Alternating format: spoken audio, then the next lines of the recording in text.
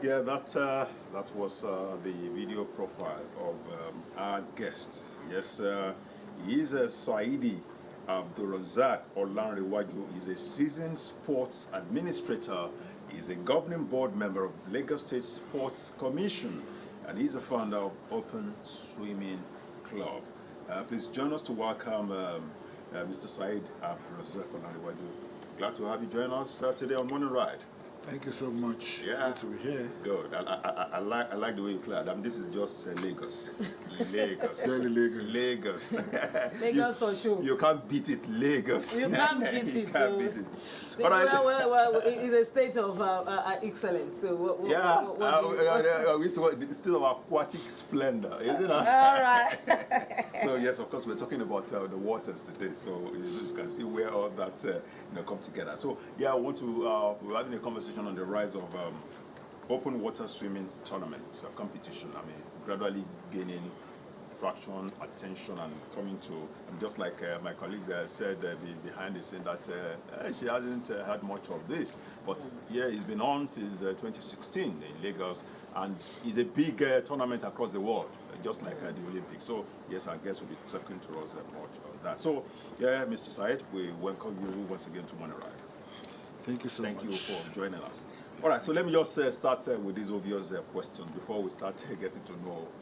The truth is that if it's about swimming, a lot of Nigerians, particularly those living around the riverine areas, in Lagos, some Niger Delta, we have good swimmers. But how come we are not translating that to big competitions and like Olympics? In fact, we are nowhere to be found when it comes to that. Why? Exactly. Yeah, let me say good morning once again to our viewers. Straight to your question. Swimming is all about skill. Some people swim for survival, some swim for recreation. But when we're talking about competitive swimming, we are not there at all. So why is that so? Skill, like I said, it has to be learned. It has to be monitored. So it's not just jump inside the water and You're just doing that for survival. Not the ones at Makoko that they can swim. They almost you see them inside the water. You think this one what is their tongue? This one is a fish. I see some they are even living inside water. Yes. So, to the technical experts, yes, will tell you that those are not swimming. Sometimes you realize that the way they swim, it's not even part of our strokes. We have 4 major strokes in swimming. Okay. The freestyle, which everybody has, we also call it the front crawl. But the survival freestyle is different from a competitive freestyle. Okay.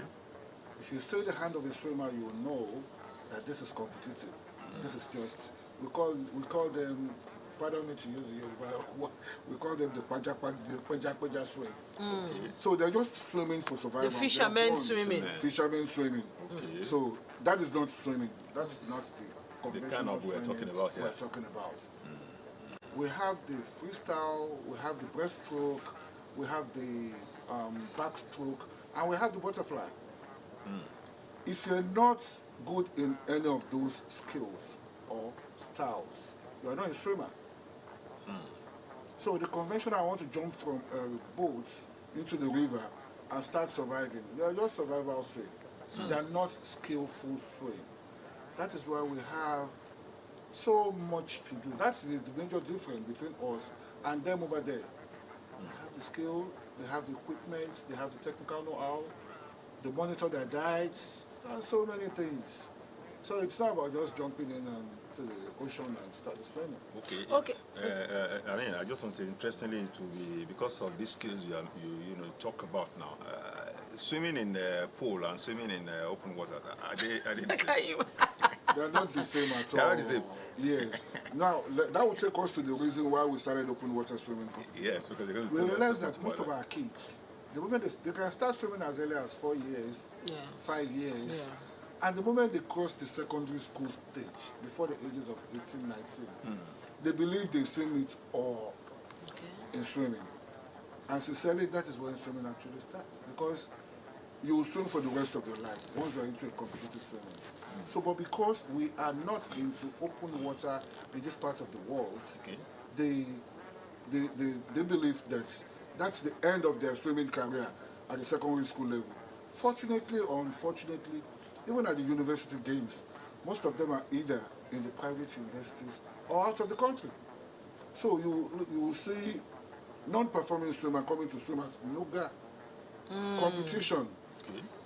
So they all stop their competition as they're swimming at the secondary school level. Okay. And we're like, look, this is a career you can actually do for the rest of your life. London 2012, a 53 years old man won 10 kilometers. 53 years old. Wow, that's a great one. So that goes to show that, who are you, 20, 30? You are not there. You are not there at all. So open water or long distance or marathon swimming, it's not about sprint swimming. I want to end it in the next 2-3 seconds. No, you have to endure. We're talking about 2-3 hours. The last Olympic championship, not really the sea, flowing water. We're so lucky here that we have swimmers that can take charge of their swimming, even in the ocean. And it assists us a lot, because when you practice at the very high tide water, it will be easier for you at the low tide water to win races. Okay. Open water competition in the world is not found in the beaches. It's just the flowing water, very low tide and currents. Okay. Okay. So is that what we're having in Lagos too? Yes, we have it in so many parts of Lagos, but we don't do our competition there. We want our competition, we want to be ahead of them, so that by the time they are tiring there, we are just picking up here. Okay, tell us more about this Lagos Open Water Swimming competition. Yeah, Lagos Open Water started about 2017. We launched it at the Oriental Hotel, VI. Then the competition proper, the first edition, was in 2018. We did 1 kilometer, just 1 kilometer in 2018.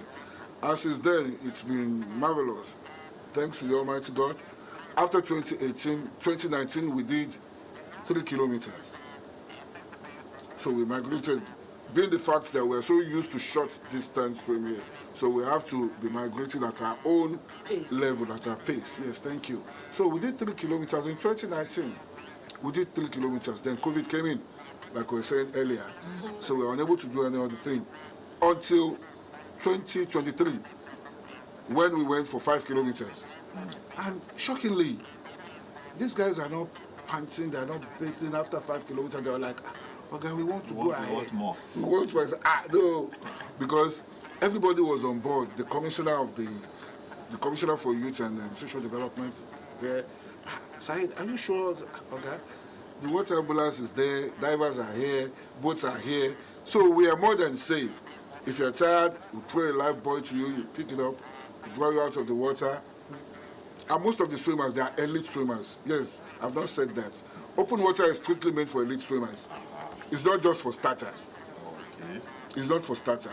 But shockingly, you were there at the last edition. A 14-year-old boy, he did 8 kilometers. Wow. 8? 8 kilometers. Yeah, this year we covered 8 kilometers. He did 8 kilometers, and there are 3. The 2 14 years old, then another 16 years old. The winner is just 18 years.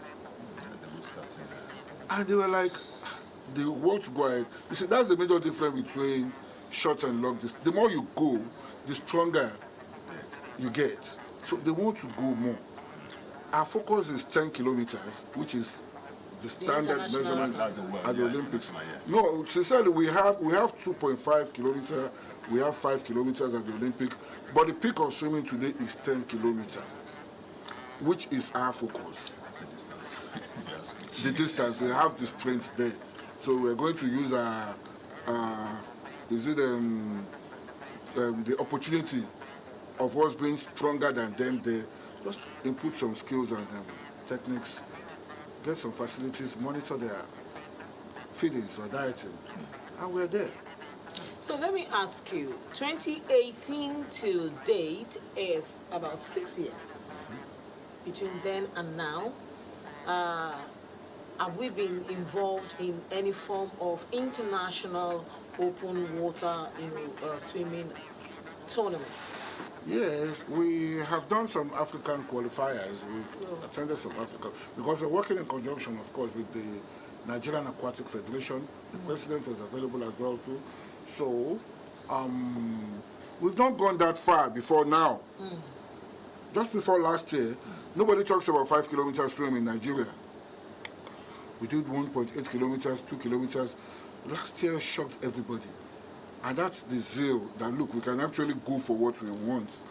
This year, we were invited to Gabon at the World Championship African qualifier. The president called that we were going to use this open water to be a qualifier.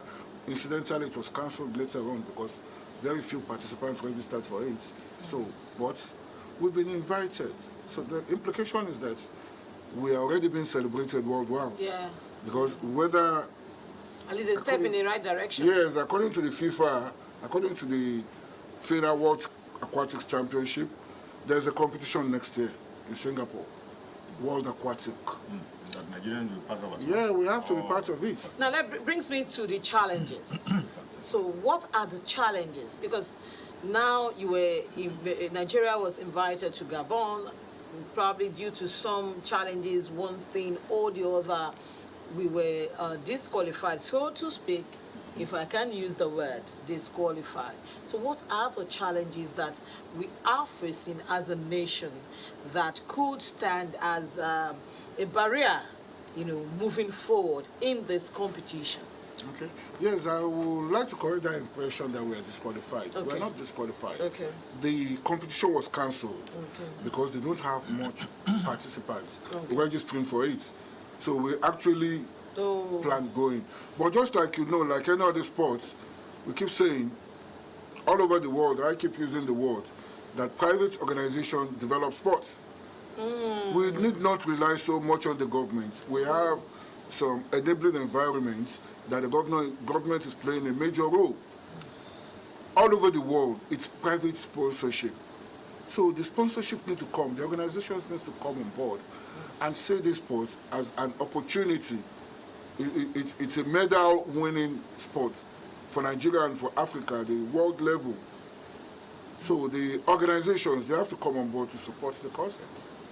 I guess maybe there's no much of info around the open water swimming, just like YK. So many of them are not like if it's about road marathon now. I mean, you see the big corporation banks coming to, you understand. So and this is another one. So what are you doing to bring in the sponsors to bring this sport into the limelight? The marketing of I think this is a question. This question should be thrown to especially our adopted sports, football.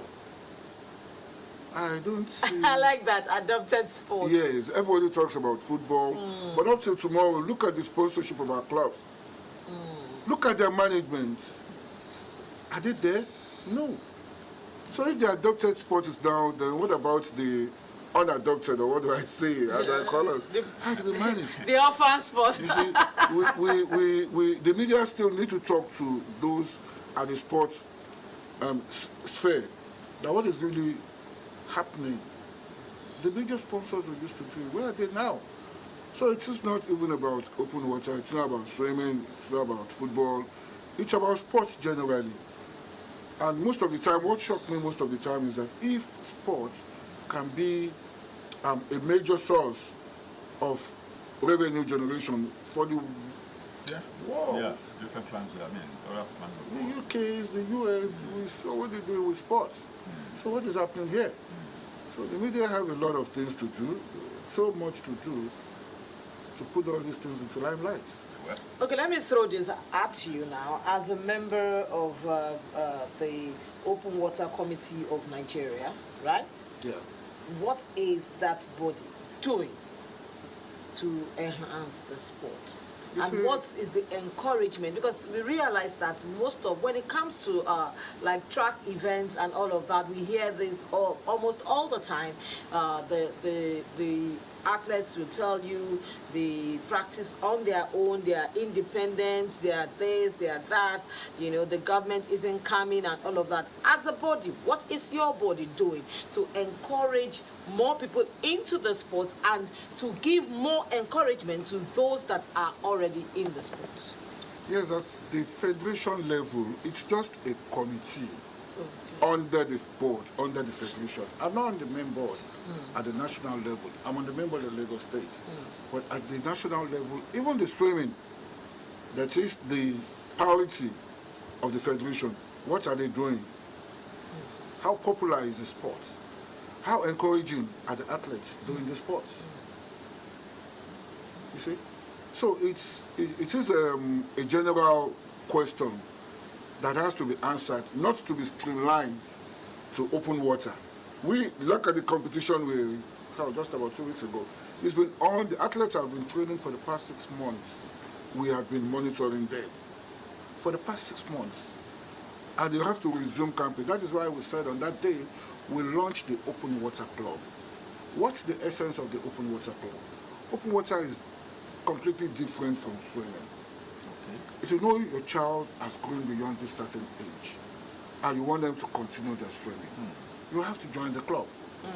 Because we have our training times, we have our camping time. Most of the time, because of resources, we do out camping. We can't afford to, like, okay, everybody be in a camp. But during vacations, we need to get together and do the coaching, do the training, do the dieting together. We call it out camping. We are just starting that now, and what actually motivated me into that is the 8 kilometers that were achieved by 5 good athletes, including 2 female.